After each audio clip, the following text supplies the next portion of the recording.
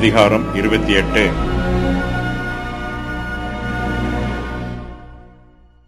இஸ்ரவேல் புத்திரர் எண்ணி தொகையேற்றப்பட்டிருக்கிறார்கள். இஸ்ரவேல் புத்திரருக்குரிய சுதந்திரத்தை அவர்களுக்கு பங்கிட்டு கொடுக்க வேண்டிய பிரமாணங்களை கர்த்தர் சொல்லியிருக்கிறார். இஸ்ரவேல் புத்திரருக்கு யோசுவா புதிய தலைவராக ஏற்படுத்தப்பட்டு அவர் பிரதிஷ்டை பண்ணப்பட்டிருக்கிறார்.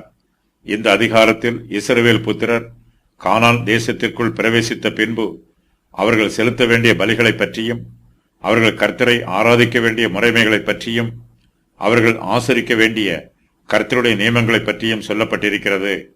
இஸ்ரவேல் ஜனத்தார் கானான் தேசத்திற்குள் பிரவேசிக்கும் போது அவர்கள் தங்களோடு தங்களுடைய உடைமைகளை எடுத்துச் செல்லும் போது கர்த்தருடைய உபதேசங்களையும் எடுத்துச் செல்ல வேண்டும்.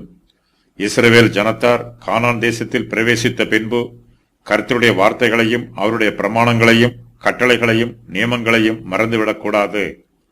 அவர்கள் கானான் தேசத்தை சுதந்திரிப்பதற்கு அநேக யுத்தங்களை செய்ய வேண்டியது வரும்.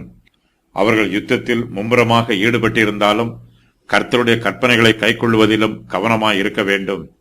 இஸ்ரவேல் புத்திரர் செலுத்த வேண்டிய பலிகளை பற்றிய பிரமாணம் அவர்களுக்கு ஏற்கனவே சொல்லப்பட்டிருக்கிறது. அந்த பிரமாணங்கள் இப்போது இந்த அதிகாரத்தில் மறுபடியுமாய் சொல்லப்பட்டிருக்கிறது.